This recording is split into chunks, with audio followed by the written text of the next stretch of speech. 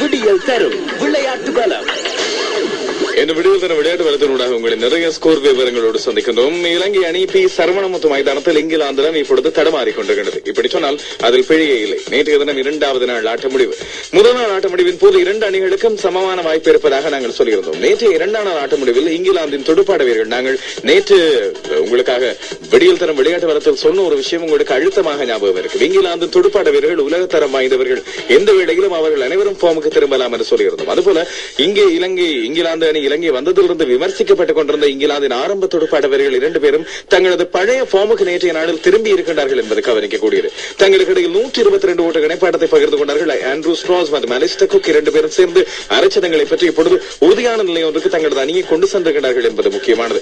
61 ஓட்டங்களை எடுத்திருக்கின்றார் நேற்றைய தினம். ஆண்ட்ரூ ஸ்ட்ராஸ் ஆட்டம் இழந்தார். அலிஸ்டர் குக் இன்னும் ஆடு எடுத்திருக்கின்றார். இவர் மிகப்பெரிய ஓட்ட எண்ணிக்கைகளை உருவாக்குவதில் மிக பெயர் போனவர். 77 ஓட்டங்களை ஆட்டம் இழக்காமல் எடுத்திருக்கின்றார். இது மட்டுமல்லாமல் மிகச்சிறப்பாக காலியில் 2வது இன்னிங்ஸில் சதம் அடித்த ஜொனதன் ட்ரொட்டும் ஆடு எடுத்திருக்கிறார். ஆட்டம் இழக்காமல் 15 ஓட்டங்களோடு இங்கிலாந்து 154 ஓட்டங்கள் ஒரே ஒரு விக்கெட்டை இழந்து வீழ்த்தப்பட்ட விக்கெட்டை டில்ஷான் வீழ்த்தி இருந்தார். ரங்கன ஹெரத் மற்றும் சுராஜ் காந்தி ஆகியோர் நேற்றைய தினம் பந்து வீசி இருந்தார். ஆனால் அவர்களால் சரியான பலாபலனை எடுக்க முடியாமல் போனதால் இன்றைய தினம் ஆடுகளத்தில் கொஞ்சம் திருப்பு குணங்கள் அதிகமாக இருக்கும். பந்து எகிரி விழும் என்று நம்பப்படுகின்றது. எனவே பார்க்கலாம் பி சரவணமுத்து மைதானத்தில் இன்றைய தினம் இலங்கை அணி ஏதாவது மாற்றி செய்கின்றதா என்று. 120 ஓட்டங்கள் தான் இலங்கையை விட இப்பொழுது குறைவாக எடுத்திருக்கின்றது இங்கிலாந்து. இன்னும் போட்டியின் 3 நாட்கள் இருப்பதால் இங்கிலாந்துக்கு தாராளமாக அவர்களுக்கு அத்தியாவசியமாக தேவைப்படுகின்ற வெற்றி ஒன்றை உருவாக்கிக் கொள்ள முடியும் என்று நம்பப்படுகிறது. நேற்றைய தினம் இலங்கை அணியால் மேலதிகமாக 4 விக்கெட்டுகள் இழப்புக்கு 37 ஓட்டங்களை பெற்றுக் கொள்ள முடிந்தது. மேத்யூஸ் சிறப்பாக ஆடி 57 ஓட்டங்களை எடுத்திருந்தார். அவர் ஆட்டம் எடுத்த பிறகு இலங்கை அணியின் வீரர்களின் விக்கெட்டுகள் விரைவாக வீழ்த்தப்பட்டன. ஸ்வான் 75 ஓட்டங்களுக்கு 4 விக்கெட்டுகள். ஆண்டர்சன் முதல் நாள் கைப்பற்றிய 3 விக்கெட்டுகளோடு ஆட்டத்தை முடித்துக் கொண்டார். அவர் 62 ஓட்டங்களுக்கு 3 விக்கெட்டுகள். என்று போட்டியின் 3வது நாள் பார்க்கலாம். IPL இப்பொழுது மிக பரபரப்பாக நேற்றைய தினம் ஆரம்பித்தார். ஆனால் முதலாவது போட்டி ஒரே ஒரு பக்கத்துக்கு ஆதரவான போட்டியாக, ஒரு ஒன் சைடு கேம் என்று சொல்வார்கள், ஒற்றை பக்கத்துக்கு சாதகமான போட்டியாக நடந்து முடிந்தது. நடப்பு சாம்பியனான சென்னை சூப்பர் கிங்ஸ் அணி மும்பை இந்தியன்ஸை சந்தித்தது. இம்முறை அதிகமான வாய்ப்புள்ள அணியாக மும்பை இந்தியன்ஸ், டெல்லி டேர்டெவில்ஸ் மற்றும் ராயல் சேலஞ்சர்ஸ் பெங்களூரு ஆகிய அணிகள் கருதப்பட்டுக் கொண்டிருக்கின்றன. இவர்களோடு நடப்பு சாம்பியனான சென்னை சூப்பர் கிங்ஸ். ஆனால் நேற்றைய தினம் சென்னை சூப்பர் கிங்ஸ் விளையாடிய விதத்தை பார்த்தால் அவர்களுக்கு இம்முறை வாய்ப்புகளை மிக குறைவாகவே மற்றவர்கள் வழங்குவார்கள் போல தெரிகிறது. 112 ஓட்டங்களை மட்டுமே பெற்று சகல விக்கெட்டுகளையும் இழந்தார்கள் நேற்றைய தினம் மும்பை இந்தியன்ஸுக்கு எதிராக. இதில் அதிகபட்சமாக 36 ஓட்டங்களை 26 பந்துகளை சந்தித்து எடுத்திருந்தார் சுரேஷ் ரெய்னா. மும்பை இந்தியன்ஸின் கடத்தடுப்பும் பந்து வீச்சு மிக அற்புதமாக முதலாவது பந்திலிருந்து சிறப்பாக இருந்தது. லசித் மாலிங்க 16 ஓட்டங்களுக்கு 2 விக்கெட்டுகள், ஊஜா 17 ஓட்டங்களுக்கு 2 விக்கெட்டுகள், கெரன் போலார்ட் 15 ஓட்டங்களுக்கு 2 விக்கெட்டுகள். அவரது பந்து வீச்சு மிகச் சிறப்பாக இருந்தது. நேற்றைய தினம் 4 ஓவர்கள் 15 ஓட்டங்களுக்கு 2 விக்கெட்டுகளை வீழ்த்தியிருந்தார்.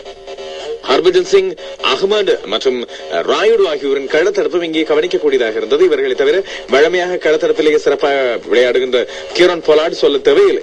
மும்பை இந்தியன்ஸின் இலக்கு 113 வழங்கப்பட்டது. இதில் 50 ஓட்டங்களை அடித்து நொறுக்கி இருந்தார். தென்னாப்பிரிக்காவிலிருந்து இறக்குமதி செய்யப்பட்ட ரிச்சர்ட் லீவி 4 ஓட்டங்கள், 3 ஓட்டங்களோடு 35 பந்துகளில் லீவி இந்த ஓட்டங்களை எடுத்திருந்தார். அவர் உலகத்தின் மிக வேகமான 2020 சர்வதேச சதத்தை எடுத்திருந்தவர் என்பது உங்களுக்கு எல்லாம் ஞாபகப்படுத்தக்கூடியது. அந்த சதம் எடுத்த சாதனை முடித்தவுடன் அவர் சொல்லியிருந்தார், மும்பை இந்தியன்ஸ் அணிக்காக தெரிவு செய்யப்பட்டால் சச்சினோடு தான் ஆரம்ப துடுப்பாட்ட வீரராக இறங்குவது தனக்கு பெருமையான விடயம். நேற்றைய தினம் அந்த பொறுப்பை அவர் காட்டிக்கொண்டு ஒரு பக்கம் சச்சினை விட வேகமாக அடித்து நொறுக்கியது முக்கியமானது. அணி 69 ஓட்டங்களை எடுத்திருந்த வேளையில் லீவி ஆட்டம் இழந்தார் 50 ஓட்டங்களோடு. அதற்கு பிறகு சச்சின் டெண்டுல்கர் ஆடுகளத்தை விட்டு வெளியேறி இருந்தார். அவருக்கு கை உபாதை காரணமாக அவர் வெளியேற வேண்டியிருந்தது. 72 ஓட்டங்களாக அணியின் ஓட்ட எண்ணிக்கை இருந்தபோது இந்த உபாதை அவரை போட்டு படுத்து எடுக்க போகிறது போல தெரிகின்றது. 16 ஓட்டங்களை எடுத்திருந்தார் சச்சின். ஒரு 6 ஓட்டம், ஒரு 4 ஓட்டம் அடங்கலாக. அதுக்கு பிறகு வெற்றி இலக்கை நோக்கி ராயுடு மற்றும் பிராங்க்லின் ஆகியோர் அழைத்துச் சென்றார்கள் மும்பை இந்தியன்ஸை வேறு இழப்புகள் இல்லாமல். நேற்றைய போட்டியின் சிறப்பாட்டக்காரராக ரிச்சர்ட் லீவி தெரிவார். இன்றைய தினம் கொல்கத்தாவில் இடம்பெறுகின்ற போட்டியானது கொல்கத்தா நைட் ரைடர்ஸ் மற்றும் டெல்லி டேர்டெவில்ஸ் அணிகளுக்கு இடையில் இடம்பெறவிருக்கிறது. இந்த 2 அணிகளுக்கு இடையிலான பல பரீட்சையாக, குறிப்பாக டெல்லி மைந்தர்கள் 2 பேருக்கு இடையிலான பரீட்சையாக இது அமைய போகிறது. கம்பீரின் சொந்த இடம் டெல்லி, செவாகியின் சொந்த இடம் டெல்லி. இலங்கையின் மஹல ஜவர்தன் இன்றைய தினம் டெல்லி டேர்டெவில்ஸ் அணிக்காக விளையாட மாட்டார் என்பது உங்களுக்கு எல்லாம் தெரியும். கொல்கத்தா நைட் ரைடர்ஸில் எந்த ஒரு இலங்கை வீரரும் இல்லை என்பதும் இன்னும் ஒரு முக்கியமான விடயம். மேற்கிந்திய தீவுகளுக்கு சுற்றுலா சென்றிருக்கும் ஆஸ்திரேலிய அணி நேற்றைய தினம் மேற்கிந்திய தீவுகள் கிரிக்கெட் சபைக்கு எதிரான போட்டியை இலகுவாக 8 விக்கெட்டுகளால் வென்றெடுத்தது. அவர்களது இலக்கு 87 ஓட்டங்களை கடந்தது. 2 விக்கெட்டுகளை இழந்து கொவான் ஆட்டம் இழக்காமல் 28, வாட்சன் 25, ரிக்கி பாண்டிங் ஆட்டம் இழக்காமல் 23 வந்து இந்த வெற்றி இலக்கை கடந்திருக்கிறார்கள்.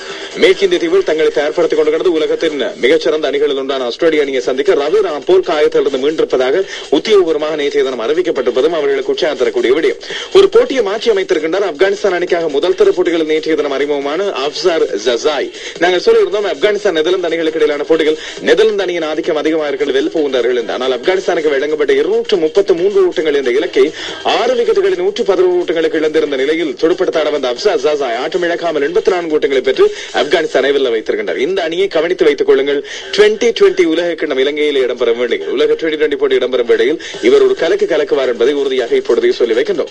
ஏனைய தகவல்களை பொறுத்தவரையில் இப்பொழுது மிக முக்கியமான விடயங்களை பொறுத்தவரையில் தோனி நேற்றைய தினம் கவலைப்படுகிறார். தங்களது அணி இன்னும் மிகச் சிறப்பாக விளையாட வேண்டியிருக்கின்றது. கொஞ்சம் வீரர்கள் இந்த ரஸ்டி என்று சொல்லப்படுகின்ற சோம்பல் தன்மையை உதறிவிட்டு விளையாட ஆரம்பிக்க வேண்டும் என்று சொல்லியிருக்கின்றனர். நேற்றைய தினம் அவர்களது துடுப்பாட்டம் தடுமாறியது இங்கே கவனிக்கக்கூடிய முக்கியமான விஷயமாக இருக்கிறது. இன்றைய தினம் இடம்பெறுகின்ற போட்டி டெல்லி மற்றும் கொல்கத்தா அணிகளுக்கு இடையிலான போட்டிகள். அண்ணன் தம்பி மோதிக்கொள்ள போகிறார்கள். எதிரெதிர் அணியில் கொல்கத்தாவில் யூசுப் பத்தான், டெல்லி டார்டெவில்ஸில் இர்ஃபான் பத்தான் என்பது இங்கே முக்கியமானது.